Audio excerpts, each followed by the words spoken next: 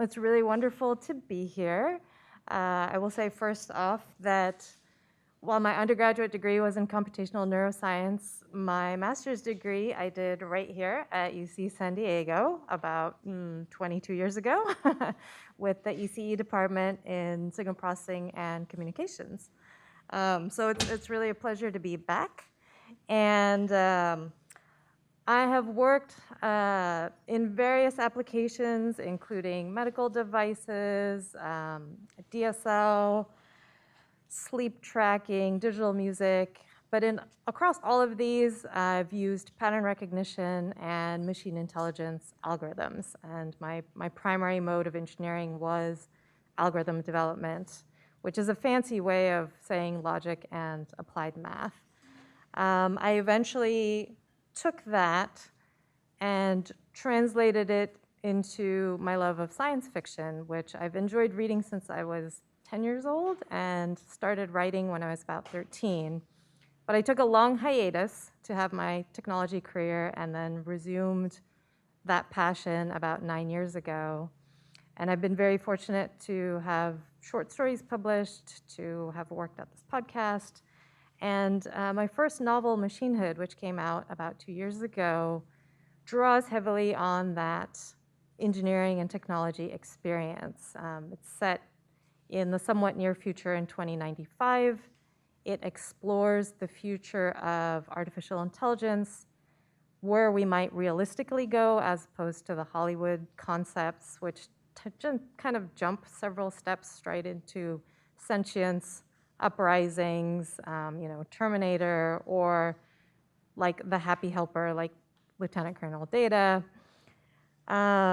Many of you may be familiar with Asimov's 3 laws of robotics.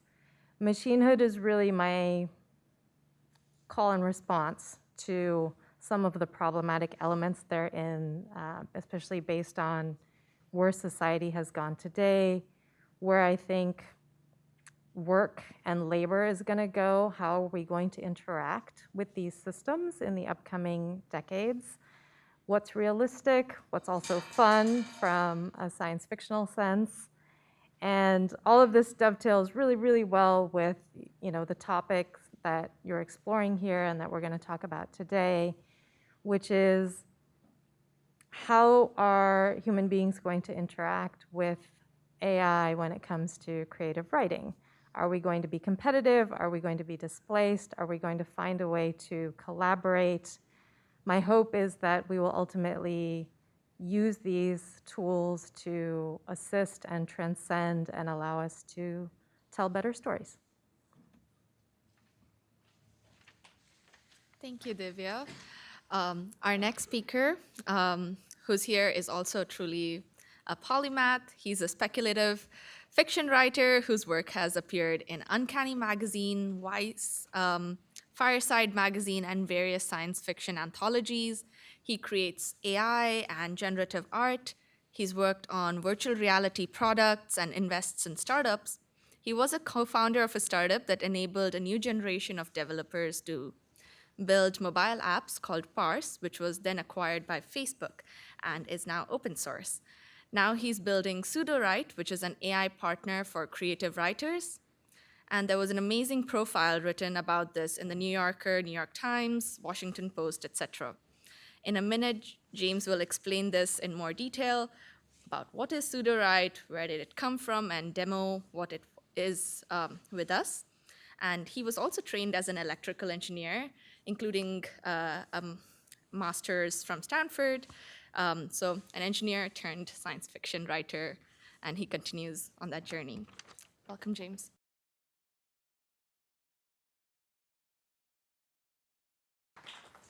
Thanks, Shruti, and thanks, Stephen, for setting this up. Yeah, it's interesting. I didn't actually realize, Divya, that you're also signal processing. That was also my area of study.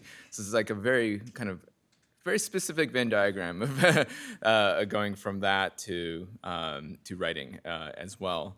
But yeah, I've been in many different fields. I've also done, I like to say full stack, going from all the way down from silicon, so designing chips, all the way up to designing social apps. So I like to dabble in many fields. But I would say my focus really is on creating tools as a fulcrum for people to create, and that's been a lot of the through line of my work. And thanks again for setting this up, because I feel like we're at a very, very critical point in AI and human collaboration. Especially, we're seeing the rise of ChatGPT, getting to 100 million people. This is a very interesting time to be living in, and I think that in the next few years we're going to see a big change in how people create in general. When I have a 7-year-old son, and I asked him the other day, "Oh, can computers write?" And he's like, "Of course, Dad. That's what you do." And can computers paint? He's like, "Yes, of course they can paint." And so I like to, whenever I think about these kinds of systems, I try to think about it from his perspective, in the sense that these tools and these AI systems will be a default property of the world. That it's expected that these systems will adapt, and these systems will be smart enough to help you and to collaborate with you. So my most recent project, so I've been a writer. I spent a couple years just focused on fiction. But like Divya, I also spent a bunch of time writing when I was in middle school, high school, dropped out for STEM for a while, and focused on the craft of narrative fiction. And I've been using, and when GPT-3 came out, other language models, I've been using that in my craft. And that really led me to create Pseudowrite. So that is the company that I currently run, which is a tool for creative writers and anyone who is writing a particular narrative, and to help them be more creative. And that really is the through line of what our goal is. If we can have these AI systems provoke you to write 500 more words in a day, I would consider that a success on our part. And really it is centered around helping you as a creator to actually get out of your shell, to think about different ideas, to think about different possibilities for your world. So that's been my focus. We're a very small team, and I'd like to show you kind of a quick demo for how this works, just to set the scene, and then we'll have a discussion about kinds of AI creativity and what the future may hold. So how Pseudowrite works today is centered around a text editor, but it's a text editor with some magical functions that are tuned to literary fiction writing.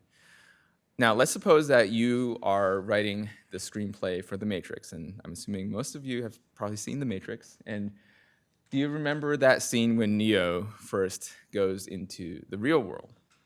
So he touches that mirror, right? His fingers are distended, the icicles that melt rapidly, dripping, running like wax down his fingers.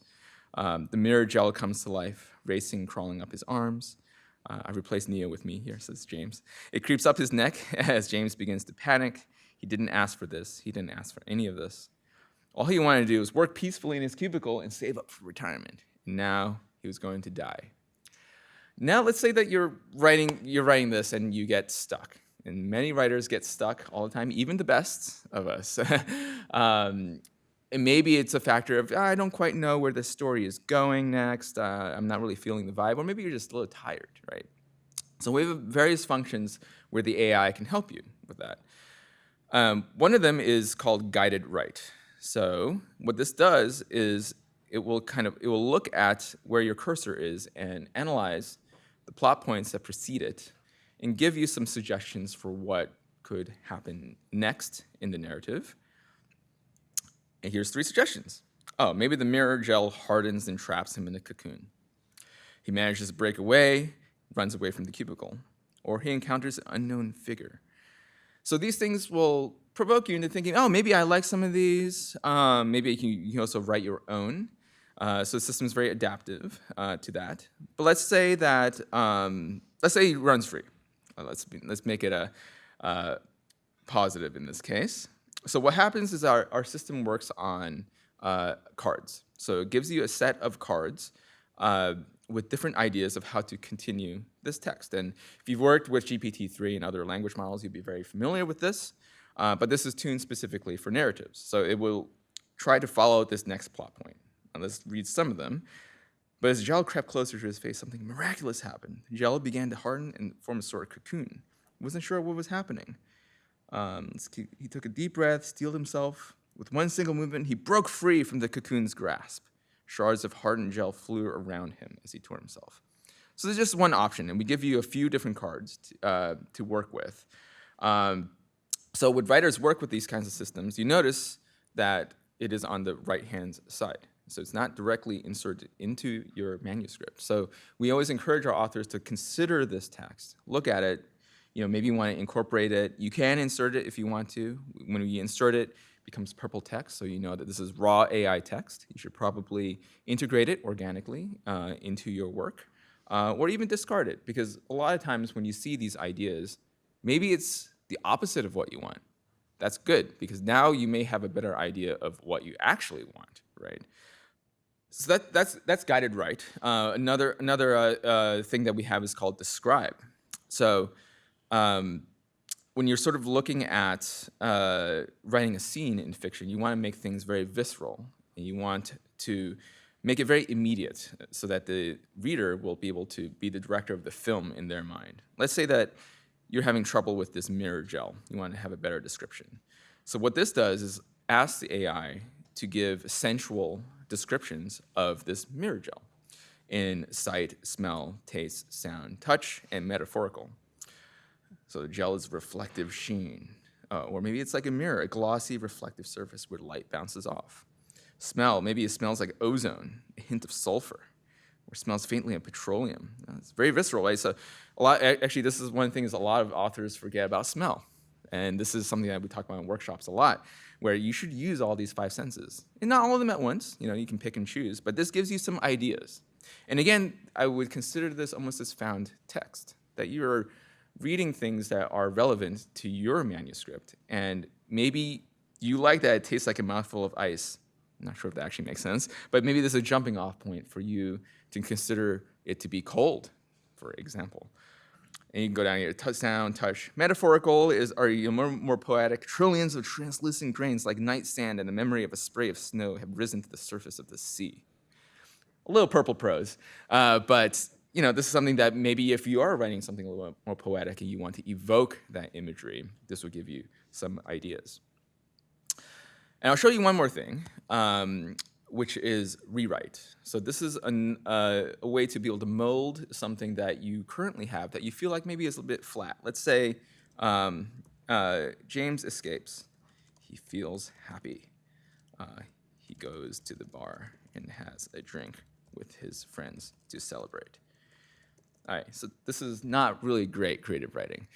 It's not very immediate. It doesn't ground you in the scene. So something that we talk about in narrative writing is the abstraction pyramid. At the top level of this abstraction are things like happiness, love, or it goes to a bar. This is very abstract. Like, what kind of bar, right? So we always talk about trying to go down the level of abstraction and give us specifics about James's happiness or about this bar. And so turns out language models are great at hallucination.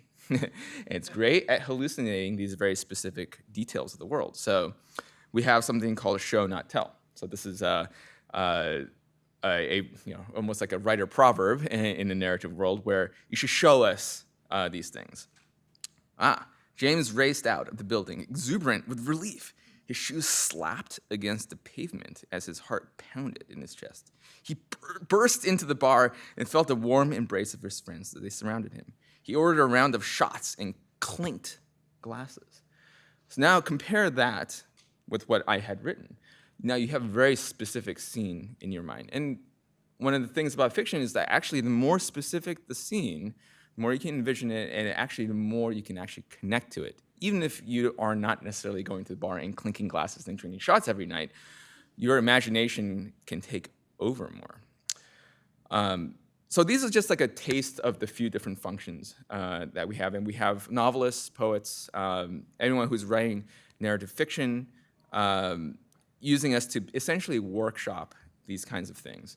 And sort of the next layer of things that we're working on are things to help you outline and also to work on the whole narrative arc of your novel. And that's the next stage of what the sort of things that we'll be building. But at least it'll give you a taste of how the system works today. Yeah. So obviously, you guys, this is interactive mode, and pop up your hand, and we'll run the mic out to you with questions. But so you said something right before the session that the kind of things that you've been exploring in your work, you're not sure the AI would understand some of the concepts that you're exploring in the futures that you're kind of imagining, the technologies that you're developing for your stories. Can you talk a bit more about that? And now seeing this demo, what are you thinking? I think pseudo-write is a fantastic tool. I've played around with it a little bit. I tried it out on some text from my latest novel, which just came out a couple weeks ago, which is this space opera, right? And it's set 1,000 years into the future, and it features all kinds of made-up words and concepts. And one of the characteristics of machine learning systems that we have today is they're all based on specific training data, so they will reflect what's in that data back to you. If you are really trying to break the mold and do something new, if you are inventing a fantasy novel with magic systems that GPT has not previously come across, it will struggle to kind of understand conceptually what it is you're trying to do. And so that's one place where I think, especially in writing second world or far future speculative fiction, where the AI as a tool can struggle a little bit because it understands only what it's been exposed to in the past, versus a human editor, like my editor, will read the book and kind of pick up context clues and will kind of build up their understanding of the world as time goes on. Now, it's possible that 10 years from now, whatever replaces GPT as a language model will have better understanding of context. We'll be able to go beyond transformers to do actual topic modeling and context analysis and come up with its own definitions of these new words, right? Just the same way that a human being would be able to do.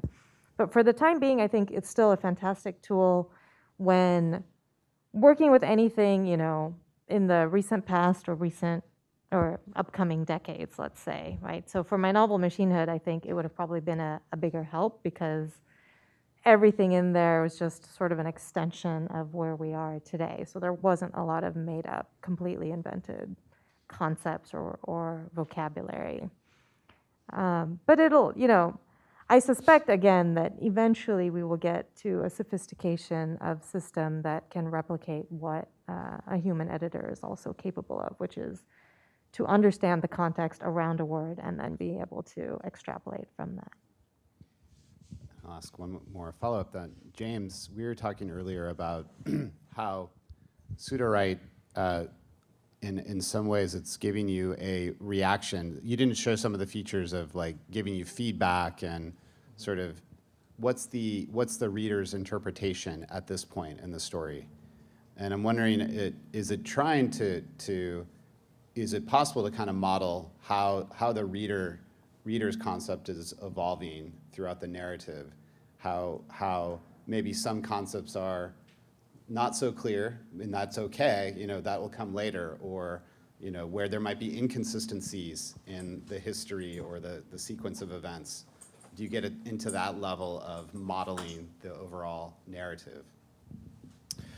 Yeah, I actually think this sort of, I was talking to you about this previously, that there is this underrated feature of language models, which we focus a lot upon how it can generate more words and how you can use those words in whatever you want, like in your emails and things like that. But I think there is this other side of it where it can give you an opinion. Now, I want to be careful about what opinion means here, and I'll get back to that. But it can reflect upon your words and give you hints of what a subtext of the manuscript could be. As an example, we have a feedback system in Pseudowrite where it will try to guess what the theme of the story is, given the snippet. It's shockingly good at this. I've fed it many of my stories. I've also fed it many of the stories that I, from my friends, and also in sort of stories that I've read. And yeah, it's shocking how well it can come up with those themes. And this is actually one of the stepping stones for me to actually create Pseudowrite. Is I was working with GPT-3 circa 2019, and I had a short story that I just didn't like the ending. I essentially just asked it, like, what do you think the story is really about? And it gave me an answer that rang true to the degree that I rewrote the story based on that feedback. And I rewrote it not because it suggested something that was that was new for the story. It was actually picking apart some subtext in the story that I myself had missed, right? And that happens a lot with me, where I don't know the theme of the story until I've actually written it and turned it over in my mind. And I probably would have gotten to this particular piece of feedback, but it would have taken me another 2 weeks probably, or more criticisms from my friends. So I think in that respect, if it can be a mirror to your prose, and because it has within it all the voices that it's seen in its training data, that some of those could resonate with you in ways like a critique would resonate with you. Now, I don't think that this replaces the human critiquer. You should still have human critiquers in your life. But I think that a lot of this could be used as a first pass. Especially, like, we find a lot of our writers, they're embarrassed to show their first draft to a human. They're not embarrassed to show it to an AI, though. So in this series, we've been kind of speculating about the future of work and what our society would look like. And seems like there's all these tools that could potentially augment the workflow of a writer, of an editor. And then in your book, Machinehood, you talk about this like future of like a gig economy where AI and humans are competing. And I'm curious about your take on the timeline that happens in Machinehood of this AI augmented work, and how it compares to the timeline of what we're going through right now with the real VCs and this hype machine around ChatGPT, Stable Diffusion, et cetera. So I started writing Machinehood in 2017. I finished writing it in 2019. By the time I finished writing it, I realized that the year 2095, which was the setting of the novel, was probably a little too far out for when most of these things were going to come to fruition. I could have probably set that book in 2055 and had a lot of it be just as true. So I think we were talking about this a little bit earlier, that I think people often tend to underestimate the pace at which technology develops once it starts to get going, especially with certain trends. So where do I think AI is going to go? I mean, one of the concepts that I have in Machinehood that I love is the idea of a personal agent, where everybody has their own personal agent who acts like an assistant for you, can answer your emails, schedule your meetings, keep track of your life. Like, we all want this, right? And I suspect that something like that is going to come to fruition, in the relatively near future. It might not be speaking through implants the way it does in the novel, but certainly through your AirPods, through the use of other types of devices, the underlying ability or capability of having natural speech interactions, being able to say things like, remind me tomorrow that I have to put the trash out because it's trash day, or, schedule a study session with everybody in my class for this weekend and reserve a room, right? Those kinds of things, I think we can all see are coming down the line very, very quickly. But with the advent of large language models on top of that, we can also have reply to my uncle's email. I really don't want to talk to him, right? His long, rambling email with an update of what's going on in my life. And then it'll draft it for you. You can take a quick look and be like, done. I think that's also coming down the line, and that sort of utility is going to be really welcome for a lot of people. So are humans going to compete with AI? I think we're already kind of seeing glimpses of that. Are people going to need to adopt AI tools in order to compete with other humans for jobs? What's the effect on labor? Because I'm looking at you because I know machinehood is hitting on that topic. Yeah. No, I think you're right. We're already competing with AIs, and that's sort of the big existential fear right now for most people in the workforce is these tools, these software, this automation is going to come and replace us. And we've been through this cycle before. We've been through it 100 years ago with the second industrial revolution when farm workers were like, well, if you have all these tractors, and you have factories making stuff, what are we going to do? How are we going to earn a living? And we know that there was a lot of upheaval during the transition from an agrarian economy to the first industrial office factory-based economy. Then we are now living through the digital revolution, right? Or some of us have lived through computers coming and replacing a lot of functions, right? You don't need accountants because you have accounting software. You don't need specialized, you can draft your own legal documents. You don't necessarily need to hire a lawyer for everything. So I think what we're seeing coming up for the next few decades is, AI is coming in, it's going to be displacing people. When that happens, I think people naturally see it as competition. And I think the solution is to give them the tools, preferably educational tools, to allow them to then collaborate better with these AIs, to come up with new forms of work, to come up with new ways of harnessing this technology and moving forward.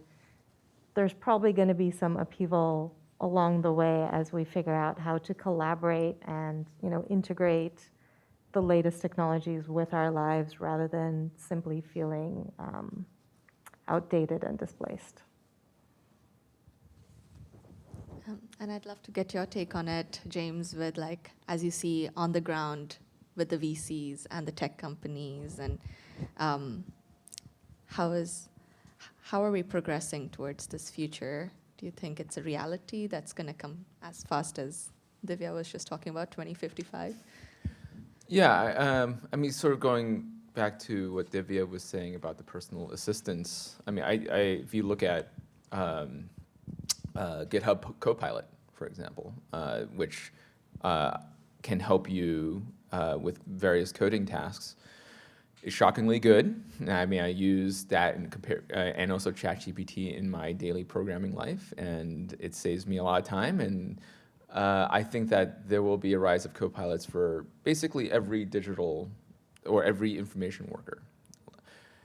Sort of how I think about that is if your job is to rearrange pixels into a particular configuration, which is to be read by another person that is just looking at those pixels in a different configuration, I think there will be many tools to make that more efficient. And I think writing is one domain there, but programming, legal, even just starting a company today, the number of products, AI and non-AI, is just stunning, right? I started a company back in 2011. It's much easier now, even within the span of these 12 years.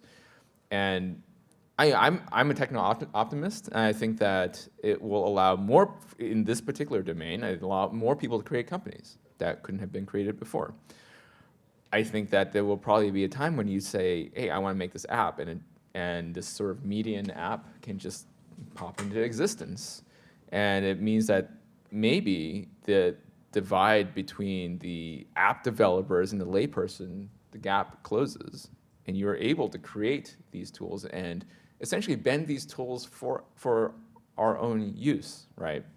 And certainly I think that will, for example, let's say that if you are writing software that is just a very boilerplate, like REST interface app, like if you can just generate that in 30 seconds using AI, then yes, you're going to do that, right? What I think will happen is that those folks would then also be able to work at a higher level, right? The AI can do a lot of these lower level functions. I think that will play out in all different fields in in various capacities. But I think in essence, it's kind of interesting that I think a lot of the problems that are going to be difficult are the same problems that are difficult 1,000 years ago. It will be caring of the elderly. It will be cooking. I think there's frontiers where those kinds of tasks are very much more difficult for an AI, it turns out, than writing. I think those will always continue to be valuable for us, that touch, that human touch.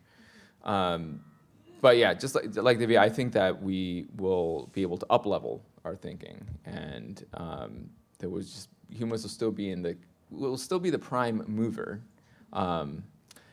as long as the whole AGI doomism doesn't necessarily happen. But I think that that's my belief. The prime mover will be us, and we'll be things to move. I'm gonna jump in though with one thing, and I will say that specific to our topic here, but even other forms of creativity. One of the sort of existential questions about art that is, what does it even mean, and does it have to be produced by a human being? And I feel like with the advent of some of these tools, as we enable people to produce their own writing, to produce their own paintings, there is going to be shrinkage in the market for buying those same products produced by human hands, right? Because the same way that if I want to, I can take my own wedding pictures today. I don't have to hire a photographer, and they can turn out really, really good. I can write a series of 10 novels that I love, and that maybe I just share with my friends. We see this with the fan fiction community a lot, right? Or sites like Wattpad, where creators are producing content just for fans, not necessarily as their primary mode of making a living. And I think that's only going to be exacerbated with the advent of AI-based tools that make it easier and easier to do so. So what happens to the people like me or like James who are trying to do this professionally, right? We're already struggling to make a living off of certain types of creative pursuits because society is finding it easier to do it on their own. It's devalued. That said, I think there will still be always a small market because ultimately stories and art are a form of expression, and it's a form of self-expression. And as long as people see that, they're going to want to know who made it, right? Who did this painting? Who produced this video? Who wrote the story? Like, we're seeing that already, the inability to separate the art from the artist, especially in problematic contexts. But even otherwise, everyone kind of wants to know who's behind it. So knowing that it's an AI behind it is going to change, I think, the value of the product. So much like artisanal bread, you pay more for than grocery store mass-produced bread, you're probably going to end up paying more for the memoirs, the novels that are written by a human being versus when you're just in the mood for a quick, light beach read on your vacation, you go for the thing that somebody co-wrote with an AI. That really gets into what I wanted to ask about next, which is what are the impacts of the effect like pseudo-write has on the process, on different writers out there. So you've kind of talked about lowering the floor to let more people into the endeavor. You've talked about earlier, the short story writer who can write 24 stories instead of 12 per year. So the efficiency of writing. Do you also see potentially better writing? Are you raising the quality of people's writing with the tool? And I guess, to Divya's point, what are the societal effects of those impacts that AI can have. And it kind of ties together, I guess, with the, do you need to adopt these things to even, play along idea? Yeah. Yeah, so I do feel the responsibility of being the steward of these technologies paired with craft, right? So something that I do tell people today is that, hey, if you're not a good writer, if you're using student writing, is not going to make you a good writer. Like, you still need to put in the work to be a good writer. Now, I think that there will be a divide if, for example, ChatGPT in these systems, you push a button and a novel comes out. Well, I think that at that point is probably a difference in kind, in that probably didn't write that novel, right? But how the system is today, and I think also in the near future, we're designing it such that, again, the humans are the prime mover, but you have to pair it with the craft. And I think that if you do that well, yes, I do think that the good writers will get even better. And I think that I almost call it I like to call it the pit of success. Is that using a great tool means that a lot of the defaults, a lot of the kinds of craft and the output, the median will also get better for the average user using these systems. But I also believe that as we move sort of down market, that there's an opportunity to allow people who are not good writers to be able to shape a narrative into something that is well structured. So I think that there will be a future where, let's say that you as a reader could influence the writing, right? So that's very different from where pseudo-write is today. But I do think that as these systems get better, it's almost like the reader-writer or the creator consumer dichotomy can actually be a non-binary. There can be actually a gray area where the consumers can play more of a part in the creation of these things. Again, not kind of what we're doing today. Most of the writers that we have on Pseudo-Write are writers who are considering themselves capital W writers. But I do think there's an expansion here where it will allow the creation of more stories where the median of that story is good. Now, I think there's a sort of a secondary point where I want to touch on how Divya talked about like the provenance of a story. And I think there are certain authors, for example, like Ted Chiang or like folks that I follow a lot that I'm just like, I'm always going to read their stories. I'm following them. But I think there's a whole other class of stories, and not to pick on Hollywood, but there's a lot of class of stories there where, it's more like a vibe, right? That you're experiencing this because maybe it's a zeitgeist, it's of the moment, and it's not written by one human today. And it's written by a conglomerate of humans, or even a corporation. I actually think a corporation is closer to an artificial intelligence than they are to a human, in that it's kind of inscrutable sometimes, like how they're reacting. And so we're actually very familiar with corporations. And I think that AI will then also be layered on top of that. And I think AIs will, can in some cases act like corporations in that sense, and they will augment, for example, Hollywood stories. And I think they'll be very readily adopted into those arenas. But I think they will always sit side by side, that there will always be these sort of bespoke, I don't know if we want to call it organic stories, local stories, that there will be demand for those as well. But I think overall, though, there will just be even more choice, and that the dream of the long tail will actually come to fruition with AI, because these stories can always be tailored to you. Right, so I think that is an interesting opportunity that AI unlocks. Okay, let's go to some audience questions. Good time for that.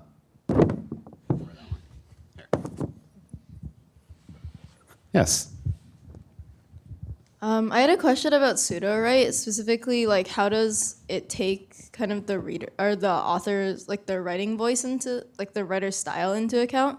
Because I noticed when you were demoing it, obviously the beginning, like the seed text is super, I guess is really detailed, and it also ended up suggesting things like that. So if someone writes in a lot more concise way, will it try to match that?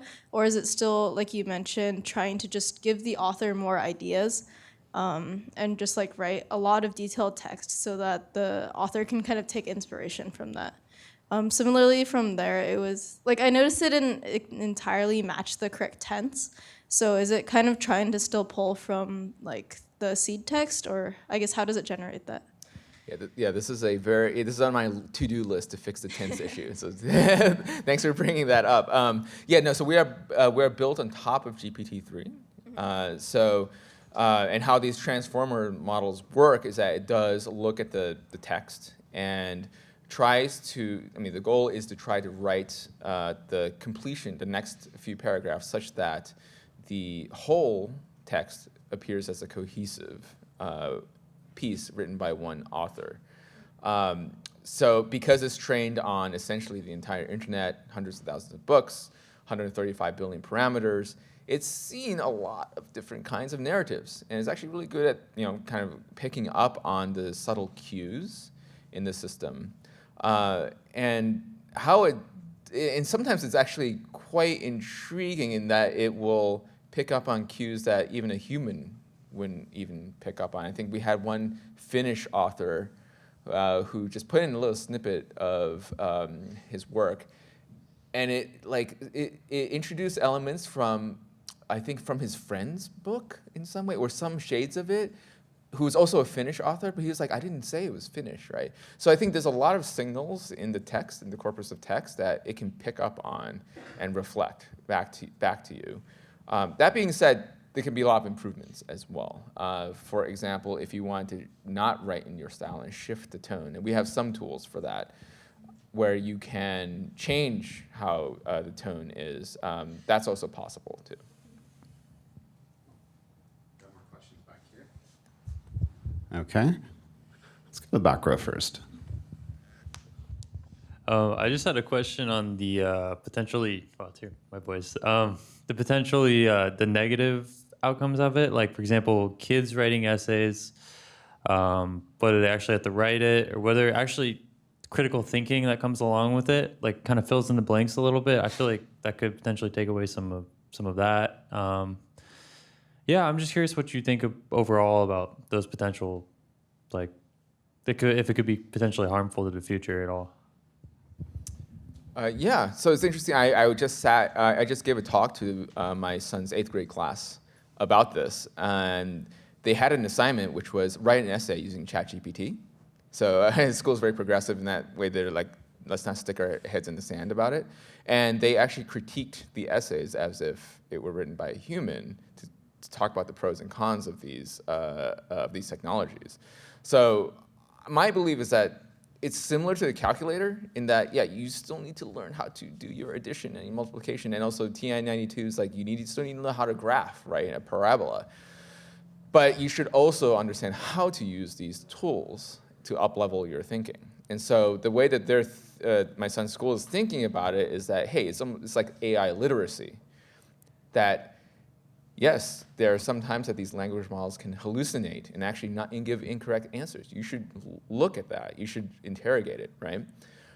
Now, I think cheating has been going on for centuries, and students have been cheating a long time. But these systems can allow that to be at scale where a student can hit a button and an essay comes out. And there's some schools that are working on trying to detect these kinds of AI plagiarism, I think is the term that they're using, which I think is a terrible idea because there's a lot of false positives, and then you suddenly are accusing students who are not actually using AI systems that they are using AI systems.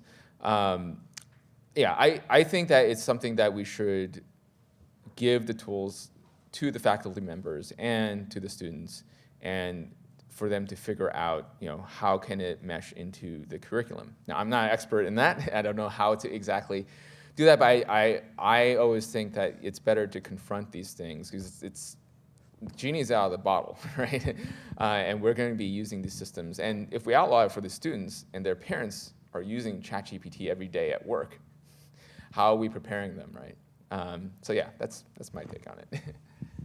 Yeah,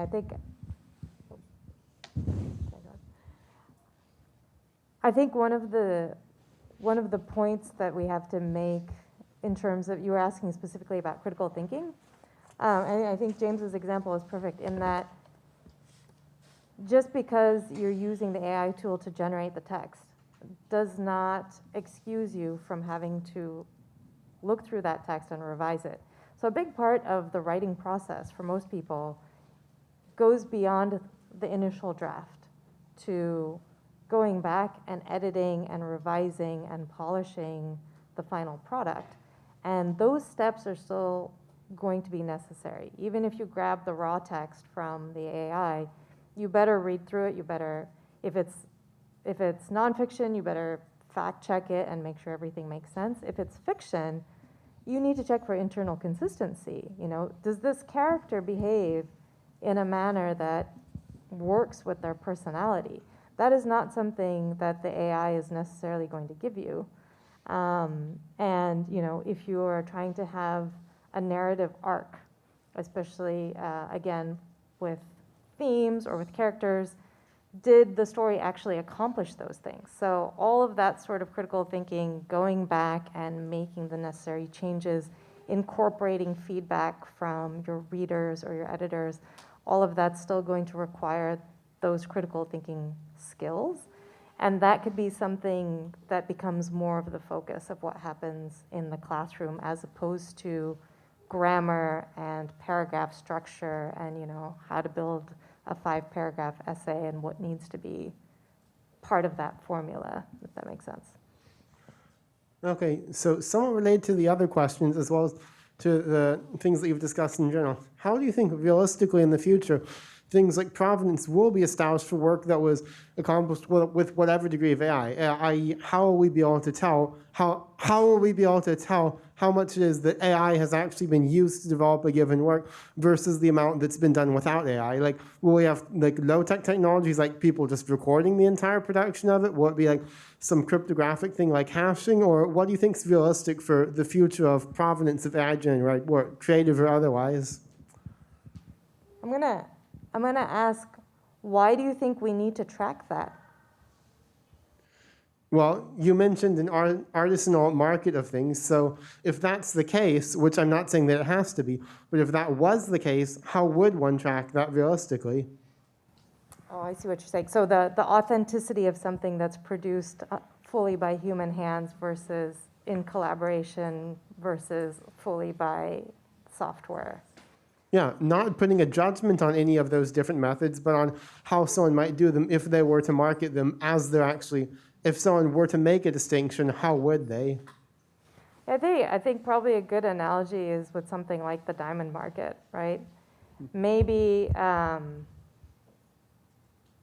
don't know that there's going to be foolproof methodologies that are going to tell you just by analyzing the text. So ultimately, it might have to come from certificates of authenticity, you know, that either the human being, the human writer is testifying to it, or who knows, maybe we go the blockchain route and we have digital certificates. But I think in the long run, it's not going to be possible to just look at the text and figure it out.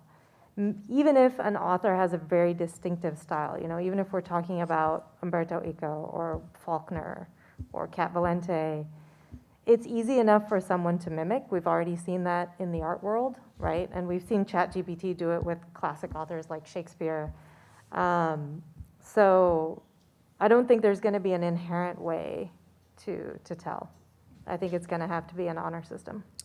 Yeah, and here's a thought experiment too, because I think there's a lot of focus on prose, but not every author uses pseudo-write uses the prose which comes out of it.